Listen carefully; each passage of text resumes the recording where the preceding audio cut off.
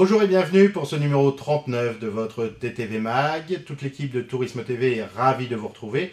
Après quelques semaines de best-of, nous vous proposons donc un retour et une rentrée tout en douceur, ou presque, avec au sommaire cette semaine l'actualité majeure pour les entreprises du tourisme pendant l'été, les chiffres de départ des Français sur le mois de juillet, l'impact des Jeux Olympiques de Londres, votre destination le Brésil et Rio de Janeiro, et bien sûr pour terminer votre rubrique Vécu en agence.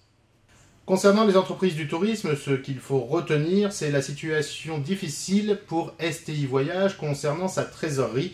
En effet, malgré une augmentation de capital de 1 million d'euros en ce début d'année, la situation de la trésorerie du tour opérateur est particulièrement délicate. Il n'en demeure pas moins que la directrice de la communication, Laurence Barland, précise que cette situation est passagère en attendant un important virement de nos actionnaires égyptiens d'ici la fin du mois.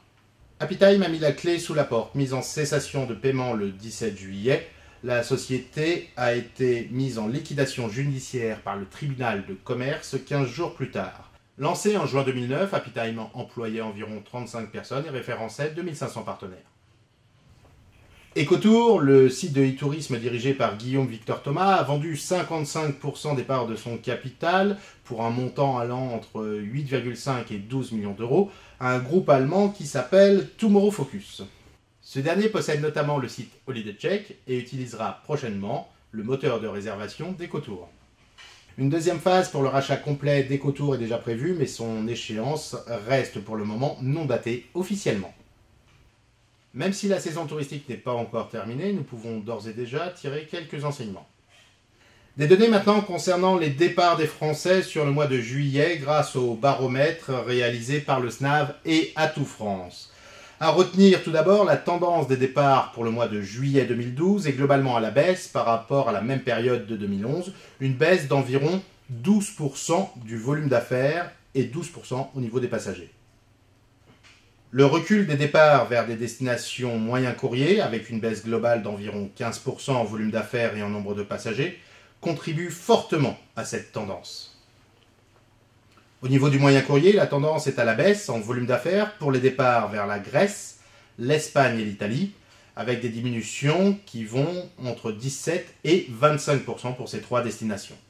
La Tunisie enregistre de son côté une forte augmentation des départs, plus 24% de son volume d'affaires. Sur le long courrier, la tendance globale est à la baisse, moins 6% en volume d'affaires. Forte baisse sur les Seychelles, diminution sensible sur l'île Maurice et le Canada. L'Indonésie tire son épingle du jeu avec une augmentation à la fois de sa fréquentation touristique et de ses recettes touristiques. Concernant la durée moyenne des séjours, à noter la progression des courts séjours pour le mois de juillet qui représente maintenant 60,7% contre 52,2% en 2011. Le moyen et le long séjour ont tous deux perdu environ 4%. L'impact touristique des fabuleux Jeux Olympiques 2012 qui se sont déroulés à Londres, avec une estimation d'environ 300 000 personnes qui ont fréquenté les Jeux Olympiques, que ce soit les athlètes, les officiels, les touristes ou les médias. Ce sont les spectateurs britanniques qui ont majoritairement composé la fréquentation des sites olympiques. Globalement, Londres n'est pas satisfaite de la fréquentation touristique.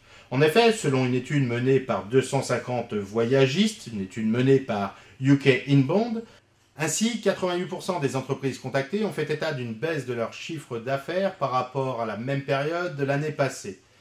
Il y a un véritable déséquilibre spatial entre l'est de Londres, très fréquenté avec l'ensemble des sites olympiques, et le centre de Londres qui lui a été plutôt déserté. Dans notre rubrique Destination, nous vous emmenons cette semaine à Rio de Janeiro, probablement la destination phare des 4 prochaines années. Une ville qui va briller de mille feux à la fois pour accueillir la Coupe du Monde de football dans 2 ans, mais également les prochains Jeux Olympiques d'été en 2016.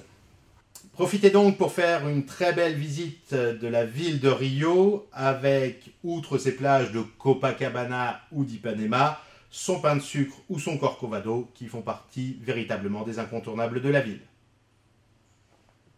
Une information étonnante, un chercheur britannique a mis au point une formule mathématique afin de définir l'optimisation du temps de vacances pour bien se reposer. Une formule mathématique que voilà, et qui prend en compte un certain nombre de paramètres liés aux vacances, tels que le coût des vacances, le nombre de jours possibles de vacances, le niveau de relaxation qu'elles procurent, ainsi que le stress généré par l'ensemble des vacances. Ce chercheur, David Lewis, à la demande de la compagnie Holiday Inn, en conclut que le résultat optimal est 3 jours consécutifs de vacances. Votre rubrique Vécu en agence, spéciale rentrée. Oui, d'accord, mais est-ce que le 6 septembre, ça vous irait comme date de retour ou c'est trop tard? Ah non, non, non, ça va pas, c'est beaucoup trop tard. Ok, donc quelle est votre dernière date de retour possible? Eh bien, le 11 ou le 12 septembre. Voilà de quoi vous remettre dans le bain très vite. Merci de votre fidélité. Très bonne rentrée à tous. Portez-vous bien, rendez-vous la semaine prochaine.